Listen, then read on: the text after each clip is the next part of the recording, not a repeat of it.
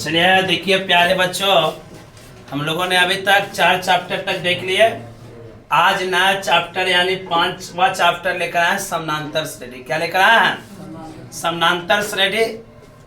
आज इसकी शुरुआत करेंगे। समानांतर श्रेणी आखिर होता क्या है, तो समानांतर श्रेणी शुरू करेंगे। इससे पहले जो लोग वीडियो नहीं देखे हैं जाकर वीडियो देख लेंगे, और जहां समझ नहीं आया वहां कमेंट अवश्य करेंगे और हम लोग उसका सोल्यूशन पुनः नेक्स्ट वीडियो में बताएंगे। चलिए तो आइए आज बिना टाइम लेते हुए शुरू करते हैं समानांतर श्रेणी, जिसको हम लोग इंग्लिश में कहते हैं अर्थमेटिकल प्रोग्रेशन, जिसको शॉर्ट में बोलते हैं एपी। ठीक है, देखिए समानांतर श्रेणी क्या होता है। तो समानांतर श्रेणी का मतलब होता है कि जब आप किसी पद को लिखते हैं और सभी पद समान अंतर के बाद, मतलब एक समान अंतर के बाद आगे बढ़ रहा, तो उसे बोलेंगे समानांतर श्रेणी। जैसे मान लेते हैं कि एपी आप लिख रहे हैं, तो एपी में कब कहिएगा, जैसे मान लेते हैं हम यहाँ 2 लिख दिए, 4 लिख दिए, तो इसके बीच में 2 का अंतर है, तब हमेशा 2 जोड़कर आगे बढ़ाइए। देखिए डॉट डॉट, तो यहाँ क्या है, एपी में है। लेकिन यही दूसरा एग्जाम्पल कह देंगे, जैसे 5 कह दे, 7 कह दे, 9 कह दे, 11 कह दे, 13 कह दे, डॉट डॉट। हम देख लीजिए सबके बीच कितना जोड़ा जा रहा है, 2 मतलब 2 का अंतर दिख रहा, मतलब ये भी एपी में है। दूसरा एग्जाम्पल जैसे 6 कह दे, 8 कह दे, 12 कह दे, 18 कह दे, डॉट डॉट। तो ये एपी में है कि नहीं जांच करेंगे। तो यहाँ 2 का अंतर हो गया, यहाँ 4 का, तो जैसे अंतर अलग अलग हुआ मतलब ये एपी में नहीं है। तो एपी की पहचान कैसे करेंगे भैया, तो यानी जो लगातार हम पद लिखेंगे उस 2 पदों का अंतर क्या होना चाहिए, एक समान होगा। जितना पद दिया गया है सभी जगह यानी 2 पदों का अंतर एक समान है, तो उससे हम क्या कहेंगे, एपी में कहेंगे। कोई दिक्कत नहीं है। अब आइए, अब हम बात करेंगे एपी के कुछ अगले व्यापक पद के बारे में, पहले इसको नोट कर लीजिए। चलिए समझ गए सभी लोग। अब देखिए आगे हम बात करेंगे एपी के। जैसे एपी में हम सबसे पहले बात करेंगे कि जैसे मान लेते हैं कि हमारे पास एपी जो सीरीज बना, जैसे मान लेते हैं A1 बन गया, फिर A2 बन गया, A3 बन गया, ऐसे ही डॉट डॉट कहाँ तक बन गया, AN तक बन गया। तो देखिए इस एपी में यदि हम इस तरह सीरीज बनाए तो A1, तो हम A1 को चाहे तो लिख सकते हैं A, और A को बोल सकते हैं तो प्रथम पद। देखिए यहाँ पर ध्यान से, तो हम यहाँ बात करेंगे एपी का व्यापक पद के बारे में। देखिए एपी का व्यापक पद, व्यापक पद क्या होगा, देखो ध्यान से आपके सामने। जैसे मान लेते हैं हमारे पास कोई एपी है, यहाँ लिख देता है यदि एपी कोई है, एपी का प्रथम पद ए कोमा सार्वंतर डी पदों की संख्या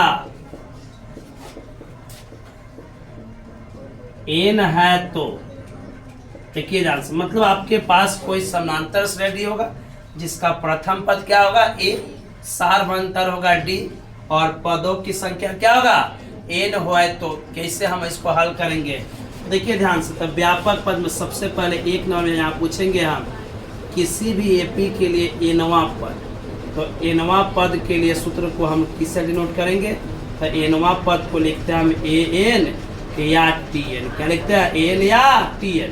तो इसका सूत्र होता है, आपको याद रखना होगा, क्या रखना होगा, a plus n minus 1 into D, a plus n minus 1 into D. ये आपको याद रखना होगा। a पद आप याद रखिएगा, क्या याद रखिएगा, तो an या Tn बराबर क्या हो जाएगा, a plus n minus 1 into D. अब a को प्रथम पद लेके अब हम आपसे कह देंगे कि सर d का सूत्र क्या हो सकता है, तो देखो d मतलब सार्वंतर, तो सार्वंतर का मतलब होता है कि लगातार 2, जैसे 3 में से 2 घटा है या 2 में से 1 घटा है, उसी तरह an में से कितना घटाएंगे, an माइनस 1। तो आप सूत्र याद रख सकते हैं an माइनस a और n माइनस 1, मतलब लगातार 2 पदों का जो अंतर होगा वही क्या होगा, सार्वंतर का सूत्र होगा। कोई दिक्कत है क्या, सबको समझ आ गए। अब देखिए इसी तरह हम कह दें n पदों का योग बतलाइए, n पदों का योग मतलब सबको जोड़ना है, तो जहाँ योग की बात कर देंगे तो योग के लिए सूत्र का प्रयोग करेंगे हम एस एन का, और एस एन इजकल टू सूत्र याद रखिएगा n/2 2a plus n-1 into D. यह फार्मूला एस एन का है, इसको आपको याद रखना है। या इसका और एक फार्मूला हम क्या बना सकते हैं, तो एस एन बराबर एक और फार्मूला क्या बना सकते हैं, देखो तो n/2 का n/2, और आप देखिए 2a को दो भाग में लिख सकता है ना, 2a को क्या लिख सकता है, तो लिख सकता है a प्लस a। ये कितना है n-1 इंटू डी, तो n-1 इंटू डी जैसे का तैसे कर दिए। तो देखिए ध्यान से n/2 का n/2 a का है, और आप ही बतलाइए कि इतना a plus n-1 into D, तो a plus n-1 into D को कह सकते हैं n लिख सकते हैं, लिख सकता है कि नहीं, लिख सकता है। तो यानी यहाँ कर देंगे an, तो यानी एस एन के लिए एक और फार्मूला हो जाएगी। अब कभी कभी जहाँ n क्या होगी, पदों की संख्या, मतलब एपी के जितने एपी में हम जितने फार्मूला का प्रयोग करेंगे इसी का प्रयोग करेंगे। एक आप याद रख लेंगे, कभी कभी समांतर माध्य पूछ दिया जाता है, यानी समांतर माध्य पूछ दिया जाएगा तो इसी में आता है, या मध्य पद पूछ दिया जाएगा। जैसे मान लेते हैं कि जैसे ए बी और सी कोई तीन पद है जो एपी में है, मतलब यहाँ देख लीजिए ध्यान से, यहाँ ए बी सी कोई तीन पद है जो एपी में है, तो बीच वाला पद पूछा जाए तो डायरेक्ट निकाल दीजिएगा, b बराबर a प्लस सी बाई कितना 2। इसको आप am भी बोल सकते हैं, इसको क्या बोल सकते हैं, am भी बोल सकते हैं, कोई दिक्कत है। तो यह आपके इतने फार्मूला हम प्रयोग करेंगे इसमें एपी में।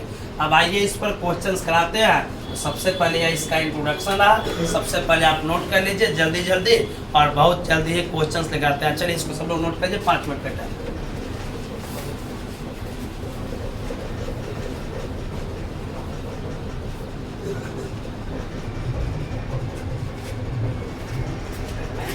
देखिए कह रहा क्वेश्चन देखिए पहला कह रहा है यदि एपी का प्रथम पद 3 और सार्वभौमंतर कितना है 2। देखिए सॉल्व करेंगे तो यहाँ हमको प्रथम पद कितना दे दिया भैया a, तो a बराबर 3 और सार्वभौमंतर d बराबर कितना। तो कह रहा है कि एपी का प्रथम 4 पद बताए, तो प्रथम 4 पद कौन कौन हो जाएगा a1, तो a1 का मतलब a, और a का भाई लोग कितना है दिया 3, a2 देखो ध्यान से। तो अभी देखो कैसे निकालिएगा, a2 निकालना है तो जैसा सूत्र लगाइएगा a plus n-1 into D, या डायरेक्ट फॉर्मूला लगाइए a2 के जाकर दीजिएगा a प्लस डी।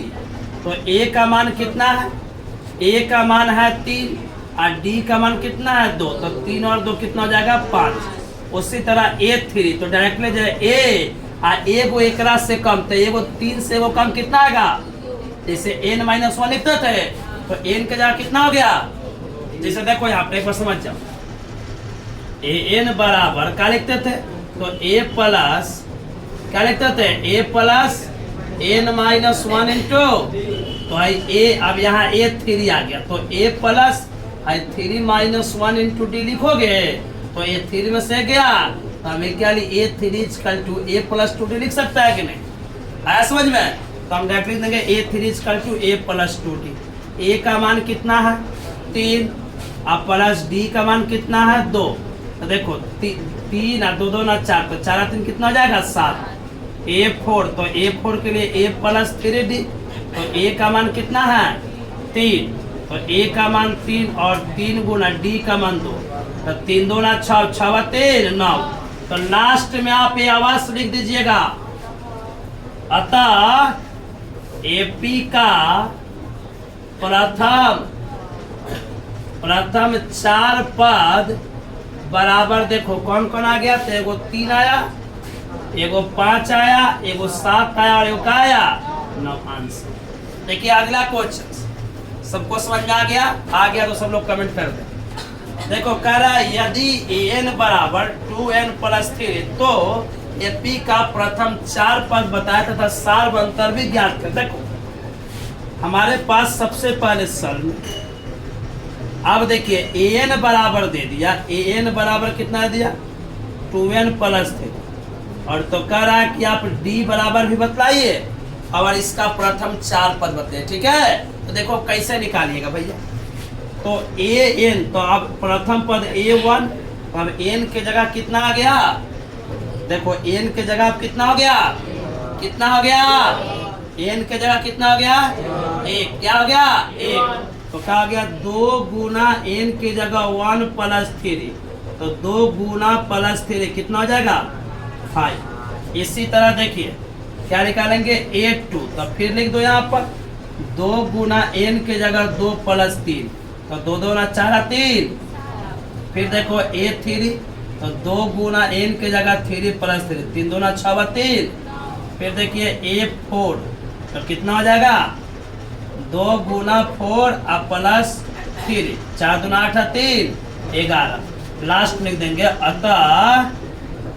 अतः AP का प्रथम 4 पद, प्रथम 4 पद बराबर कितना आ गया, तो प्रथम पद 5, फिर 7, फिर 9 और फिर अब देखिए यहाँ देख लीजिए D पूछ रहा है साल भर, तो कोई भी 2 लगातार पद ले लीजिए। जैसे मान लेता है A4, तो 4 के पहले क्या आया होगा 3, तो A3, तो A4 कितना है 11 माइनस 9, कितना आ जाएगा 2, तो आप यहाँ D इक्वल टू लीजिए कितना, यह हो गया साल भर। आया कि नहीं समझ में? यदि आ गया तो सब लोग नोट कर लीजिए 2 मिनट, फिर नेक्स्ट क्वेश्चन की तरफ बढ़ता है। और नहीं आया तो कमेंट करें, आ गया तो फिर भी कमेंट करें। जैसे आपको वीडियो समझ में आता है कमेंट अवश्य करें। चलिए इसको नोट कर लीजिए।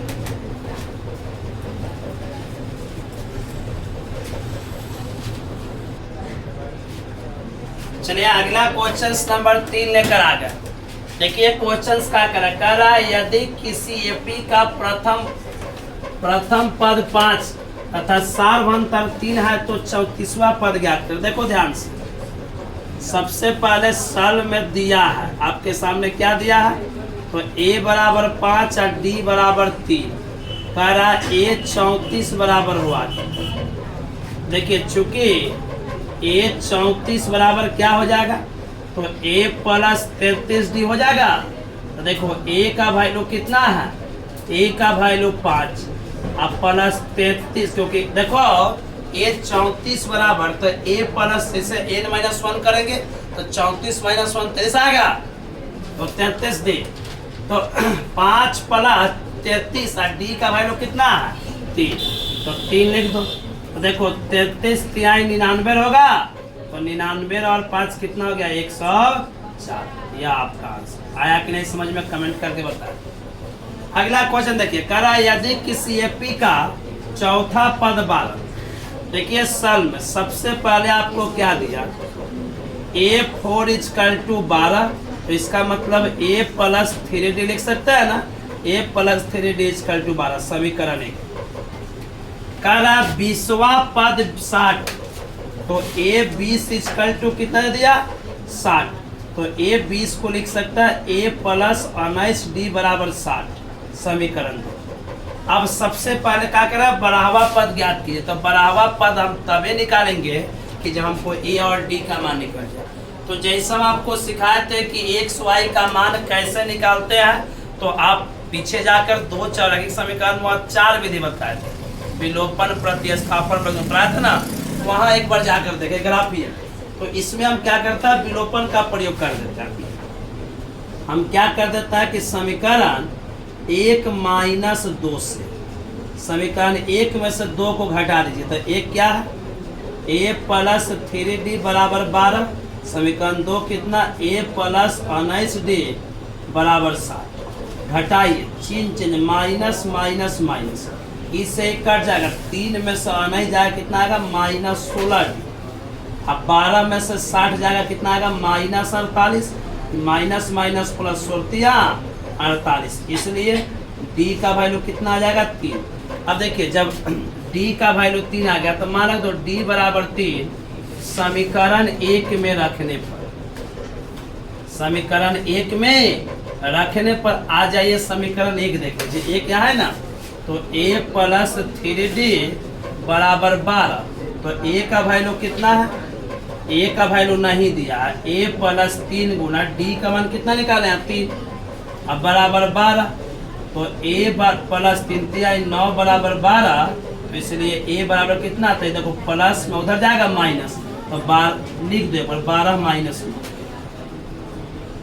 यहाँ का प्रयोग कर दो। इसलिए a इक्वल टू कितना का 12 में से 9 हो गया 3। अब यहाँ लिख दो 10, 10 मतलब इस प्रकार a का वैल्यू कितना 3, d का भी वैल्यू कितना निकाले 3, और हमको निकालना कौन है बढ़ावा पर, तो a 12 बराबर हुआ है।